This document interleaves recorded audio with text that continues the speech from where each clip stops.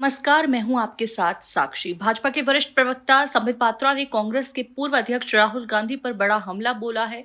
संबित पात्रा का कहना है कि राहुल गांधी केवल जनरेशन जेड से मिलकर अपने राजनीतिक एजेंडा को आगे बढ़ा रहे हैं और देश के हितों के खिलाफ काम कर रहे हैं। चलिए आपको दिखाते हैं वो वीडियो, क्या कुछ कहा यहाँ पर संबित पात्रा ने। Connected via web. अभी सुनने में आया है कि उन्होंने भी उसे चेंज करके इंडिया किया है। इसके साथ साथ अनेकों ऐसे अकाउंट है, मैं डिटेल्स में नहीं जाऊंगा। बड़े बड़े नाम हैं जो लेफ्ट कांग्रेस इन्फ्लुएंसर्स हैं। निधि सिंह राठौड़, ये सब निधि सिंह राठौड़ का आप देख सकते हैं, account based in West Asia. ठीक उसी प्रकार Mahfuzur Rahman, account based in Bangladesh. Arpit Sharma, account based in Europe.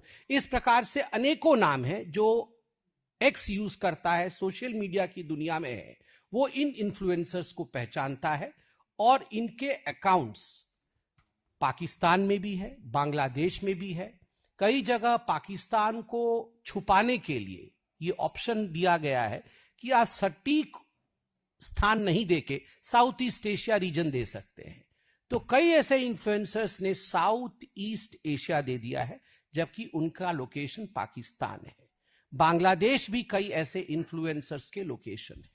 तो आप सोच के देखिए किस प्रकार से राहुल गांधी केवल विदेश जाकर देश के खिलाफ नहीं कहते हैं, वो केवल जेन जी से मिलकर के देश के खिलाफ एक माहौल बनाने की कोशिश नहीं करते हैं। वो प्लानिंग के साथ, डिजाइन के साथ किस प्रकार से इस काम को विदेश में डेलीगेट किया हुआ है, किस प्रकार से डिवीजन ऑफ वर्क है कांग्रेस के अंदर कि बांग्लादेश से, पाकिस्तान से, साउथ ईस्ट एशिया के अन्य हिस्सों से, वेस्ट एशिया से, यूरोप से, अमेरिका से बैठे उनके लोग जो इन्फ्लुएंसर्स है, जो हमारे वोटर नहीं है, जिनका इंडिया से कोई लेना देना नहीं है, वो भारत में नरेटिव सेट करेंगे।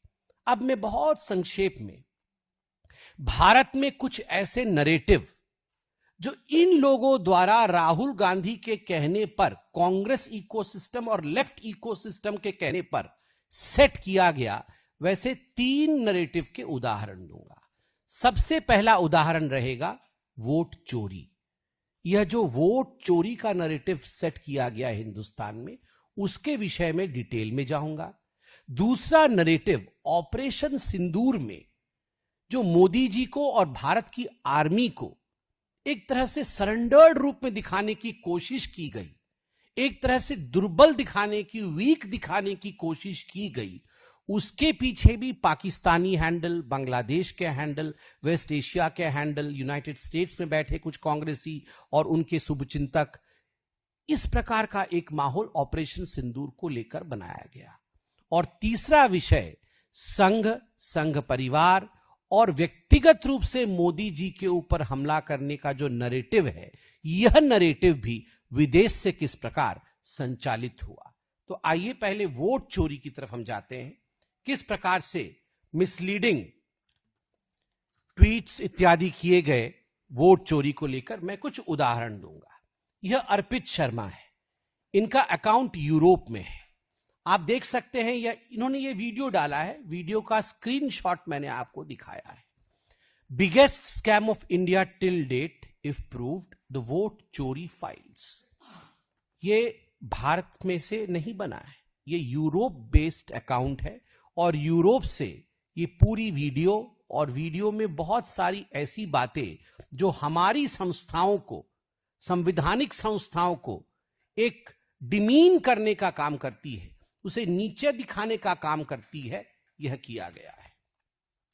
दूसरा आप देखिए, डॉक्टर कालिका, सिंगापुर बेस्ड है। कौन इस दृश्य को लाइव देखना चाहता है?